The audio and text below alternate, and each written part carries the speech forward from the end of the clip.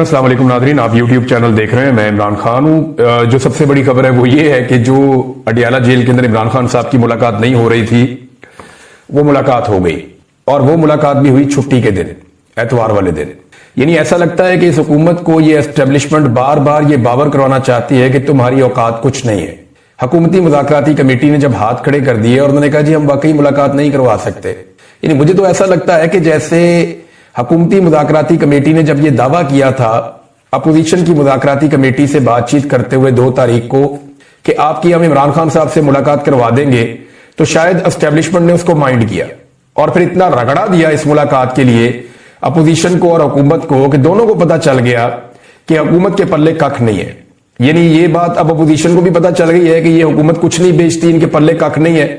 ना ये मुज़ाकरात के नतीजे में कोई एक छोटी सी चीज मनवा सकते हैं, ना इनकी कोई सियासी हैसियत है, ना इक्तदार में इनका कोई हिस्सा है, तो इनकी औकात कोई नहीं है। ये बात अपोजिशन को पता चल गई है। दूसरा, इस अमल से यह भी हुकूमत को बता दिया गया कि जनाब आप टके टोकरी है, आपकी कोई औकात नहीं है। चाहे मरियम नवाज कहें कि मैं जेल के अंदर हीटर भी बंद कर सकती हूं और खाना भी बंद कर सकती हूं, लेकिन औकात इन लोगों की कुछ नहीं है। और जिस वक्त एस्टेब्लिशमेंट को समझ आई कि अब इमरान खान साहब की मुलाकात करवाना जरूरी है, तो फिर एतवार वाले दिन दरवाजे खुल गए दोबारा से जेल के, जो दरवाजे नहीं खुल रहे थे पिछले पूरे हफ्ते में। ये मुलाकात हो सकती थी ना। यानी पूरा हफ्ता ये कोशिश की गई कि किसी तरह इमरान खान साहब के मौकिफ को बदला जाए। और अब उनके ऊपर जो है वो अलकादर यूनिवर्सिटी वाले केस की तलवार लटका कर, यानी सबने धमकियां लगाई कि 10 साल सजा हो जाएगी, कोई कहता है जी 14 साल सजा हो जाएगी। तो जो लोग इमरान खान साहब को मिले उन्होंने कहा इमरान खान ने इसकी परवाह ही नहीं की, इसके ऊपर बात ही नहीं की। और जब इसकी बात हुई उन्होंने कहा ठीक है, जैसे बाकी सजाएं दी हैं ये भी सजाएं देने, कोई फर्क नहीं पड़ता इससे।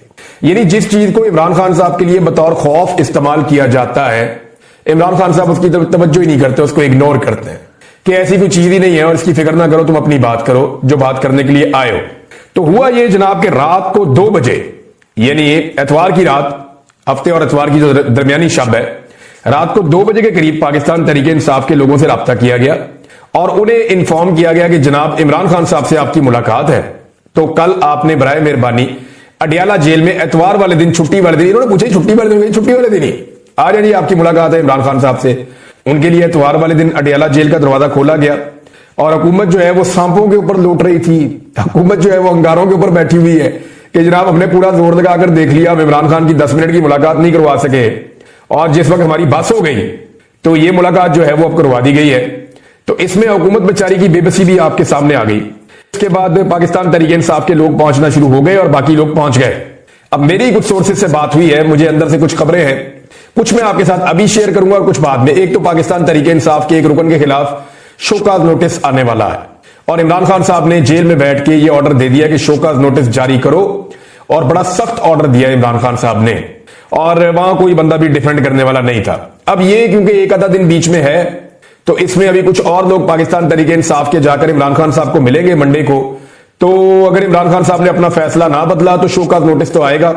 तो उसके बाद मैं आपको सारी तफसीलात बताऊंगा। मुझे कुछ चीजें और भी पता चली है कि इस शोकाज नोटिस में जब बहस हुई तो क्या चीजें डिस्कस हुई और किसने क्या कहा और किसने क्या जवाब दिया, और इमरान खान साहब का इसके ऊपर फिर क्या कहना था और उनका मौकिफ क्या है इस सारे मामले को, शोकाज नोटिस को लेकर।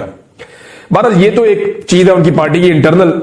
अब इमरान खान साहब ने जो है वो ये कहा कि जो तीसरी मीटिंग होने जा रही है हुकूमत के साथ, इस मीटिंग में हुकूमत को तहरीरी तौर पे आप दे दें और जुडिशल कमीशन की डिमांड के ऊपर, यानी ये वो वाहिद चीज है जिसपे इमरान खान साहब आकर डट गए जी हमें नहीं निकालते, जेलों से ना निकालें, और जेलों के अंदर अगर कारकुनों को और टाइम गुजारना भी पड़ता है तो कोई नहीं, हम फेस कर लेंगे। लेकिन जो कत्लेआम हुआ पाकिस्तान तहरीक इंसाफ के लोगों का, चाहे वो 9 मई को हुआ हो, चाहे वो 26 नवंबर को हुआ हो। 9 मई के बाद तो मैं गायब हो गया था नाज़रीन, मुझे तो पता ही नहीं था कि बाहर क्या हुआ, किस तरह हुआ। मुझे तो 142 दिन एजेंसियों ने अपनी तहवील में रखा, तो इस बीच में मुझे आइडिया नहीं था कौन पकड़ा गया, कौन छूट गया, किस तरीके से मामला चले। तो ये तफसीलात जब मैंने देखी और जब मैंने डाटा देखा और उन लोगों तक एक्सेस की कि जो लोग उस दिन कत्ल हो गए थे, जिन लोगों को उस दिन शहीद किया गया था पाकिस्तान तहरीक इंसाफ के, वो भी अच्छा खासा नंबर था।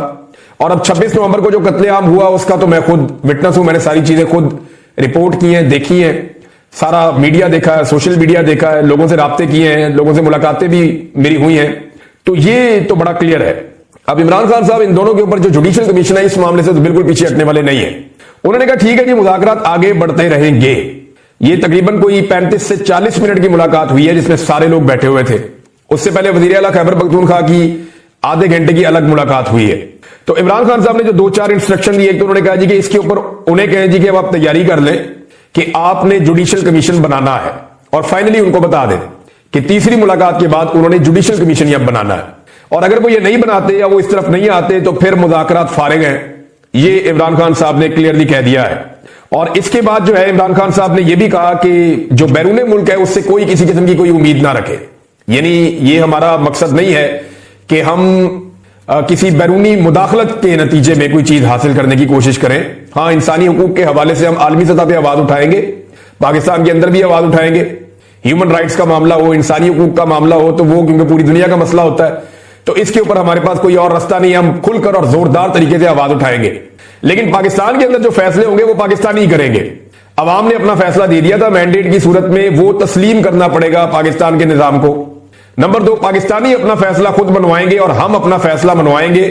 और इस हवाले से इमरान खान साहब ने पार्टी को अहकाम दिए हैं कि बड़े मोहतात बयान दिए जाएं और किसी से कोई मदद की उम्मीद भी ना रखे और किसी पर भरोसा भी ना करें। अपने बाजुओं पर, अपनी पार्टी पे और पाकिस्तानियों पे भरोसा करें। ये इमरान खान साहब ने बड़ा कैटेगोरिकली अपने लोगों को वहां पे कहा।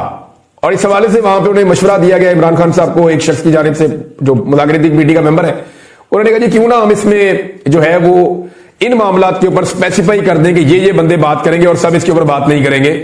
तो इस पे भी राय जो है इसको इमरान खान साहब ने सराहा और बाकी लोगों ने कहा ठीक है, हम इसके ऊपर ये देख लेते हैं कि खास तौर पर जो खारजी मामलात हैं, जो बैरूनी दुनिया से कोई प्रेशर आ रहा है, उसमें हमने क्या स्ट्रेटेजी बनानी है, वो पार्टी फिर उस पर डिसाइड करेगी। और जो खास लोग हैं जो इन चीजों को समझते हैं वो इस पे बात करेंगे। मिसाल के तौर पे जब नाज़रीन इमरान खान साहब ने कहा था कुछ अर्सा पहले कि उनको बार बार पेशकश की जाती है, कभी कहा जाता है पाकिस्तान से बाहर मुंतकिल कर देते हैं, कभी कहा जाता है बनीगाला मुंतकिल कर देते हैं, कभी कहा जाता है कि आपको जनाब आजाद कर देते हैं। यानी बार बार इमरान खान साहब को डील ऑफर की जाती है और इमरान खान साहब इनकार कर देते हैं। आज से कुछ अर्सा पहले मोहसिन नकवी ने इमरान खान साहब को मुखातिब करते हुए ये ट्वीट किया था कि इमरान खान साहब बताएं आपको किसने डील ऑफर किया। कोई आपको डील ऑफर नहीं की, और बड़ी बड़ी बातें कर गया मोहसिन नकवी उसी एक ट्वीट के अंदर। लेकिन आज मोहसिन नकवी जिन पार्टियों का मरहून मिन्नत है या जिनकी वजह से मोहसिन नकवी आज सेनेटर बना हुआ है, उनके अहम तरीन रहनुमा वफाकी वजीर तारक फजल चौधरी साहब ने स्टेटमेंट देके मोहसिन नकवी को झूठा साबित कर